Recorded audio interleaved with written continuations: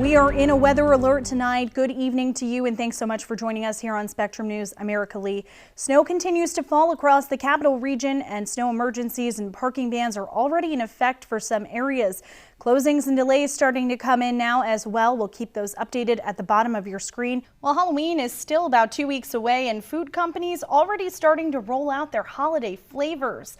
Ice cream maker Bluebell announcing it's releasing holiday flavors early this year. The Albany Police Department is getting in on the season of giving with a chance to win 2 free tickets to see Celine Dion, drastically changing the way the Collar City uses plastics. That's the focus of new legislation before the Troy City Council. Bankers turning into bicycle builders in Albany as SEFQ donates dozens of bikes to local children, but these bikes are so much more than just a shiny new toy. Well, the music's officially died for Woodstock 50. Even after a relocation to Maryland, organizers say this is it. They've pulled the plug on the event. Sunday was supposed to be the busiest flying day of the Thanksgiving holiday weekend, but Mother Nature clearly has other plans for those hoping to take to the skies. Several flights are canceled or delayed, both coming and going from Albany International Airport. The royal couple, Will and Kate, safely on the ground after lightning and turbulence forced their plane to circle for nearly 2 hours. This week, people across the Hudson Valley will be reflecting on what they're thankful for, and one thing we're thankful for is weather on the ones. Let's get another look at your forecast. Well, that does it for another half hour here on Spectrum News. But before we go, we want to have a special send-off for our longtime meteorologist, Mike Bono. He'll be retiring after working as chief meteorologist here at Spectrum News for almost all of his 17 years. He's covered everything from tornadoes to huge winter storms, doing so with great detail, always keeping our viewers in mind. He begins his rest and relaxation with his wife on Monday. So, Mike, is there a weather event that sticks out for you here at Spectrum? Over in Kingston, Ulster County Executive Pat Ryan is meeting with dispatch and highway workers as the winter storm unfolds. And some big news tonight as we welcome a new member to our Spectrum News family, our own Terry Stackhouse and his wife Courtney, welcoming their baby girl into the world. Their daughter, Harlow Amelia Stackhouse, born Saturday at 9:52 a.m. She arrived at 8 pounds and 9 ounces. Terry tells us mom and baby are happy and healthy, and they are over the moon in love with this beauty. They say older daughter Finley is going to make the best big sister. From everyone here at Spectrum News, congratulations to Terry and Courtney. We cannot wait to meet Harlow. Erika, with the highest snow totals so far in the capital region.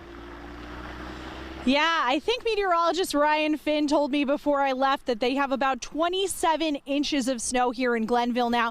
You can see it piled up here on the corner where they've been plowing throughout the day. It's pretty quiet here right now, but earlier today we met some folks who were expecting to have to dig out either again tonight or tomorrow morning. Some folks enjoying the snow and some other people who are just excited to be more prepared for the next storm. As you can see, it is absolutely packed down here. The organizers for this year's 10th annual event say this year is expected to be bigger and better than ever. We're here at Graham's Coffee Parlor in Schenectady, which opened back in August, but it's ribbon cutting coming up on Tuesday at 11 o'clock, and I'm joined now by owner Katrin Malin.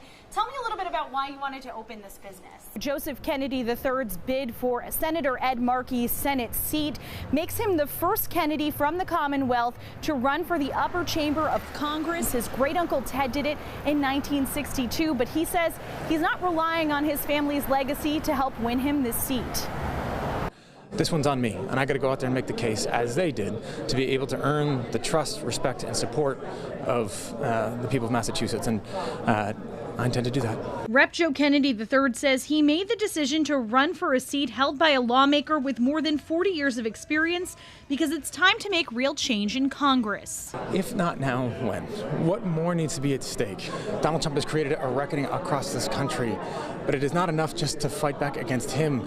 63 million people thought that he was the right answer, and if we are going to turn this country around, you got to address a broken system that allowed him to win in the first place. Kennedy's bid is divisive among his Democratic colleagues across the Commonwealth, but State Senator Adam Hines, who was on hand for Sunday's event, says he thinks Kennedy is the right choice. Obviously, it wasn't an easy decision to make, right? We have an incumbent U.S. Senator, but it feels like there's a really important moment right now where we do need to change our system. And so after a lot of consideration, I decided he's the one who brings the energy and will mobilize the young voters and beyond. And so I'm pretty excited to be with him. Kennedy is running his platform as slightly more progressive than Ed Markey, even though they line up on many issues.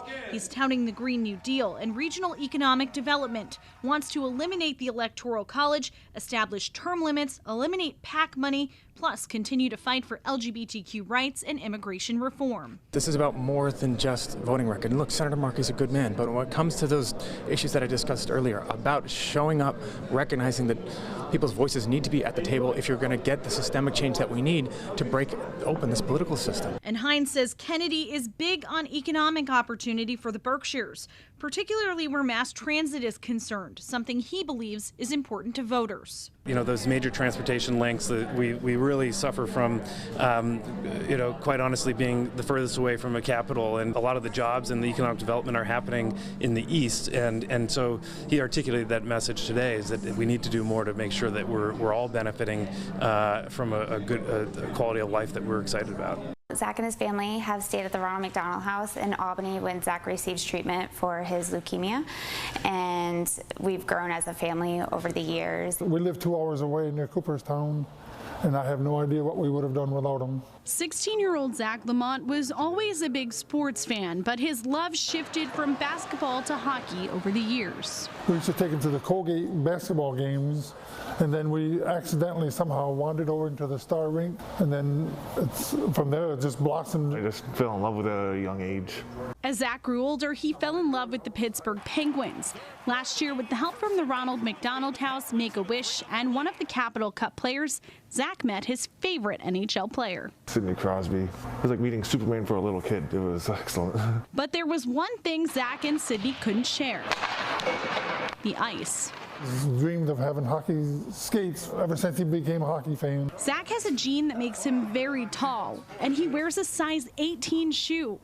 Custom made these skates just to fit Zach's foot. Pure Hockey in Clifton Park specially measured Zach's feet and ordered his skates. Then on Tuesday, they arrived and were fit at the store. 10 minutes, 5 cars, 2 fines. This week has gone to the dogs. Good luck. As canines from all over the country are in Colony. The United States Police Canine Association's national championship is marking its first time here. Pick up your marker. We're new to doing USPCA, so it's our first time competing nationally, and being able to be the host agency and have people come up to the Capital District is just, it's a great feeling. 323. The competition tests canines and their handlers on explosives and narcotics identification. They go through a series of judged events. On Tuesday, the narcotics dogs worked on searching rooms and vehicles. Come here, Kane. At regionals, he was second place, and he missed first place by not even a point. Good. Kristen Pond from the Walton County Sheriff's Office in Florida traveled here with her partner Kane for the trials. I know that to go by. Yeah, I know. Kane is getting ready to retire ahead of his 11th birthday. She says the competition is an opportunity to show off his skills. It's not for us, it's mainly for them. You know, it's nice to see how well they do. It's amazing at some of the things they actually do. And for the officers, it's a chance to work with and meet other people who also understand the unique opportunities and challenges of working with a canine. The connections that we make being part of this organization is unmatched. You can talk to anyone from California, from South Dakota to Florida. So it's great being able to, talk to them about cases they've had or about their dogs and different training aspects that they're dealing with. Because working with a dog is a lot of work. A lot of people don't understand. They don't understand why you have to train so much with them. They're only going to be as good as you train with them. But it's the best job ever. I wouldn't trade it for the world.